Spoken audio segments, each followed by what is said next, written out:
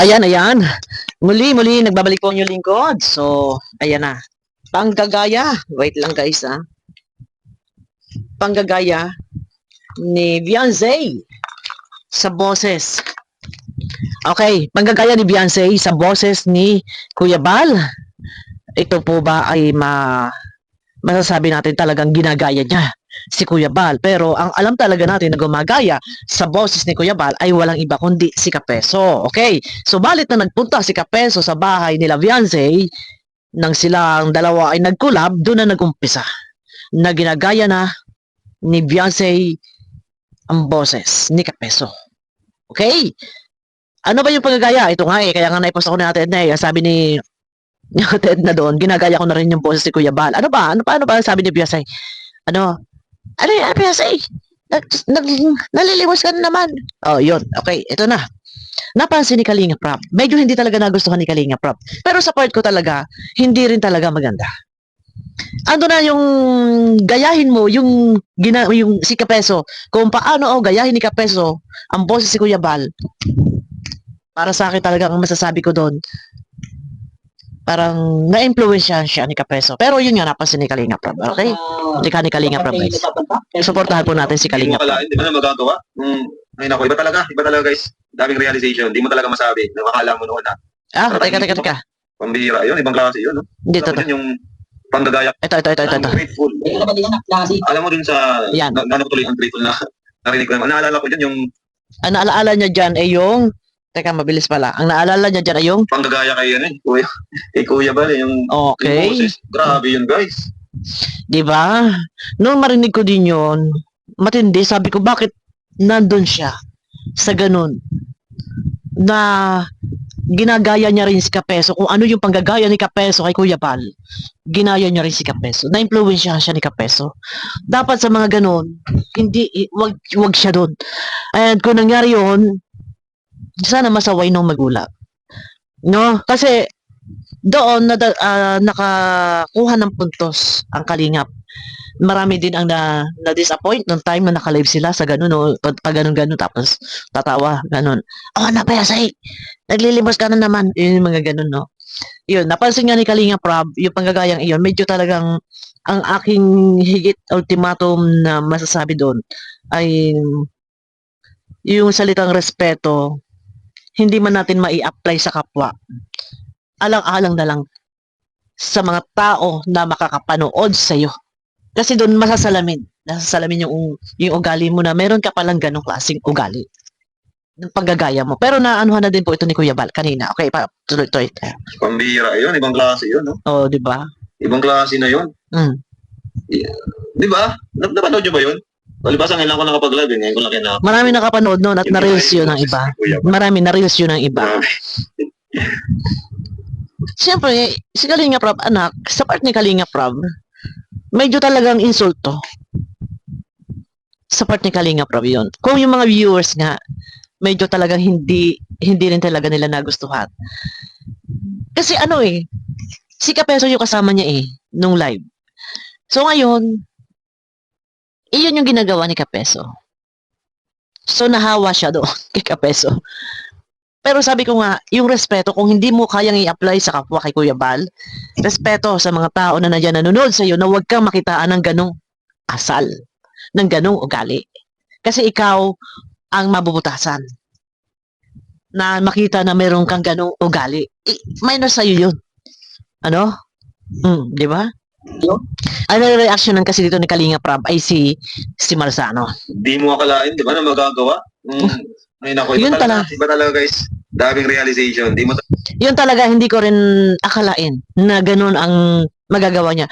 Natatandaan nyo nung araw na ako ay nag-reaction patungkol doon sa TikTok issue na may nagsumbong sa akin. Na sabi niya, reactionan mo to kasi nababas dito si Beyonce.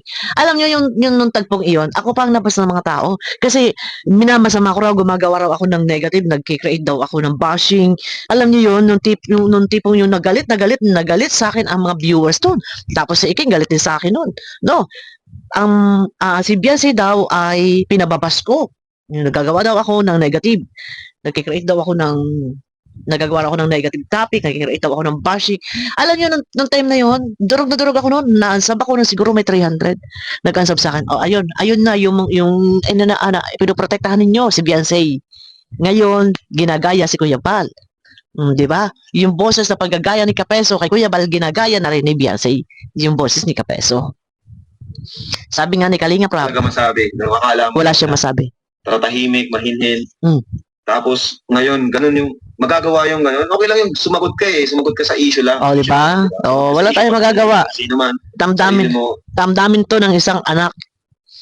Respeto ba sa founder ng Kalingap?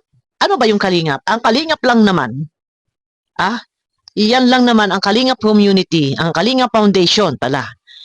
Iyan ang nakatulong para mabago ang inyong buhay. Sa bagay, hindi ako magtataka, Kalingap Prab. Bakit? Hindi ako magtataka. Una-una kung hindi man kayo tinanaw ng utang na loob kahit hindi kayo humihingi. At natural na hindi naman po talagang hindi humihingi ng utang na loob ang Kalingap. Kung kayo nga ay pinagbawalan na wag na siyang i-vlog. Si Iking pa kaya na si Iking ang unang nakakilala sa kanila. Si Iking yung unang, di ba si Iking yung scouter, unang nakakita, nakadiscover sa kanila bago pa inirefer sa'yo. Si Iking na nakadiscover sa kanila sa tulong ni Patrick, inirefer ni Patrick. Si Patrick nga napapasalamatan ba?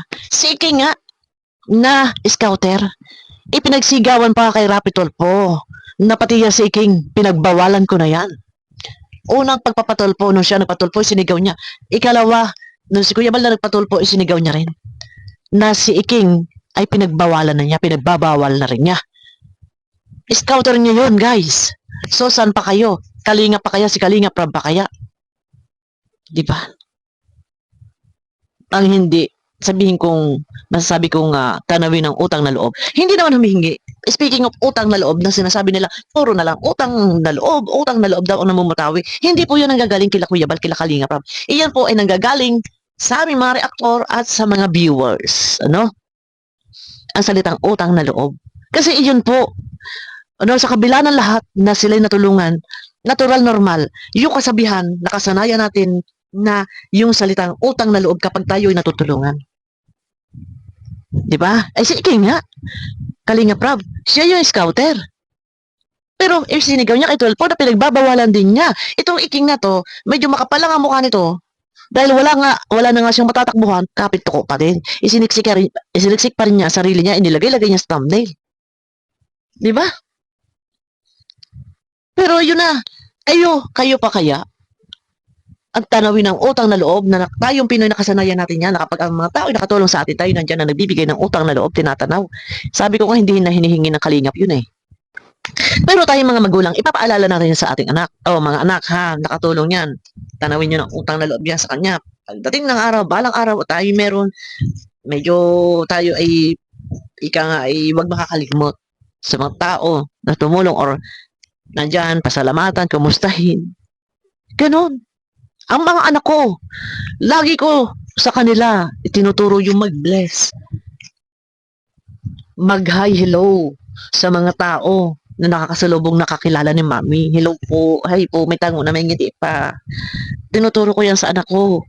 Tsaka ang mga nakakausap ko, pag nakita ng anak ko nagbi-bless yun, mga anak ko, hello po. Kaya ano sabi ng kapitbahay, ang bait naman ng batang ito. Siyempre, utos ko yun Inuutos ko yun pag nakita nyo mga nakakilala ni Mami, tawagin nyo mga tita, tito, magbi-bless kayo. Pag nakita nyo hello po, may hello na, may tango pa, may ngiti pa, may kaway pa. O, di ba?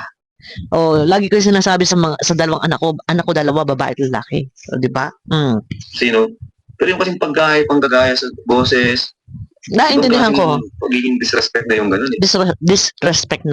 Naintindihan ko ang dami ng isang anak ni Kuya Bal, si Kalinga Prab. Sa part ko, pag sa akin yun, sabi ko nga, kung hindi natin kayang i-apply yung salitang respeto doon sa tao na pinatutungkalan sa ginagaya-gaya nila, kung hindi natin kayang i-apply, alang-alang na lang doon sa viewers na nandiyan na nagsusupport sa'yo, huwag ka magpakita ng isang ugaling hindi ka aya-aya at doon sila mawawala ng gana. 'Di ba? Iyon lang yung akin doon. Di ba? Saka una-una, matanda na. I mean, Di ba? mas matanda sa'yo, tapos, Gaganunin. at isa pa, ano yan, head ng Team Kalingap. Yes! Naging rason Totoo kung bakit yan. nabago yung buhay. Kaya nga ako, ang respeto ko na lang, alang-alang nga kay Kuya Bal, ang respeto ko na andiyan. Kaya misa talagang marami nagsasabi na bakit ikaw nagtitiis sa Kalingap. Bakit ba? Bakit ba? Ay, masaya ako na nagtatanggol ako sa Kalingap at walang masamang ginawa si Kuya Bal para sa akin. At nakita ko naman, yung kabutihan ng Kalingap, na sila talaga ay nagpapabahay. Although nandyan yung mga sponsor na tumutulong, okay, pero project ng Kalingap yun, na talagang magpabahay sila. Hindi ina-expect na mayroong sponsor talaga na magbibigay, na during ginagawa ang bahay, kung kakapusin, kapusin. Pero nandyan sila, handa nilang sagutin ang kakulangan. Yung mga ganun tipo. Di ba? Tsaka tingnan ninyo pabahay. Yun na lang yung pinagbabasihan ko. Nakagawa naman talaga ng kabutihan ng kapwa. Alam natin lahat yan. Lahat ng beneficiary na bago ang buhay, gumanda ang mga bahay. Di ba? Nag-aaral pa ang iba, college, di ba? Hindi lang kagamitan. O, hindi lang bahay, hindi lang kagamitan, hindi lang pera. Ang natatanggap ng mga beneficiary sa Kalingap, kasama na rin yun yung mga tulong ng mga sponsor. At ang Kalingap talaga, inuulan talaga ng mga sponsor yan. Di ba? Kung sa kabutihan talaga. Nakagawa ng kabutihan ng Kalingap. Kaya lang sa iba, sa mga anti-Kalingap, pilit at pilit nilang sinisira at sasabihin nila ang yumaman ay ang Kalingap. O di ba? Paano? Bakit ganun? Yung kanilang sinasabi. Kasi merong galit at puot. Sabihin nating matagal, kagaya kay Kapeso, para sa kalaman na lahat, sa mga bago sampa, baka wala pa kayo, panahon, na may mga love team, ha? Yan si Kapeso, nagbasag yan ng silver play button. Stop ka muna to. Pakita ko sa inyo, ha? Nandito yun eh. Nagbasag yan ng silver play button. Baka hindi ninyo alam. Sa dami kasi ng laman ng aking messenger, guys. Eto. Yan o. Lahat ng YouTuber pinakamaral dito. Pero kung sabihin ko, kalalabasan pag nanakaw pala ang ginawa ko. Tinanin niya ha. O, diba? Tignan nyo, ilang hampas yan. May binasag pa yung frame, yung pinaka-letter. Ano ba yun? Okay. Oh, may binasag pa yan. O, tuloy. O, diba? Pag nanakaw ang ginawa. Yan. Para sa iba, mga bagong sampa, last year lang sumampa sa Kalingap na nag-support sa mga love team. Para sa kaalaman ninyo, wala pa ang mga ka-issue'ng ito, si Kapeso, nagbasag na yan silver play button sa galit sa Kalingap, ha? Yan o. Pag nanakaw ang ginawa. Diba? May dinurog pa niya yun, oh. Ayun, oh, naka-frame na bubog. Dinurog pa niya yan. Yan ang hindi ninyo alam. Akala lang ninyo nagtatanggol. Nagtatanggol siya kay Beyonce. No! Content creator yan. Hindi yan nagtatanggol. Katunayan talagang galit siya sa Kalingap. Nagbasag ng silver play button. Akala lang ninyo nagtatanggol. Sumausaw lang siya sa issue dito kay Beyonce para panlaban pa niya muli sa Kalingap. Yan ang hindi ninyo alam. So ngayon sa vlog ni Kuya Bal ganun din, no? Na naging rason kung bakit nabago yung buhay. Di ba? Nabago ang buhay sa Kalingap. Yun na lang eh. Totoo yan. Disregard natin yung mga issue. Diba? Di ba? Kasi lahat naman talaga nabash eh. Di lang Totoo. Yan ang hindi nila alam. Akala nila, sila lang ang kawawa, sila lang ang inalipusta ng basher. Pero hindi nila alam, ang Kalingap din, durog na durog, tinatawag pang kulto. Di ba? Hindi nila alam yan. Dapat alam nyo yan. Huwag sasabihin binas ng Kalingap. Ano yan? Sasabihin, dinurog na binas ng mga Kalingap reactor, ng basher, na supporters ng Kalingap. Ang Kalingap ba hindi nakaranas sa pangbabas? Para sa kaalaman ng lahat. Yun nga, yung sinabi ko kanina, mga bago sampa sa Kalingap, hindi ninyo alam kung ano ang history ni Kapeso sa Kalingap.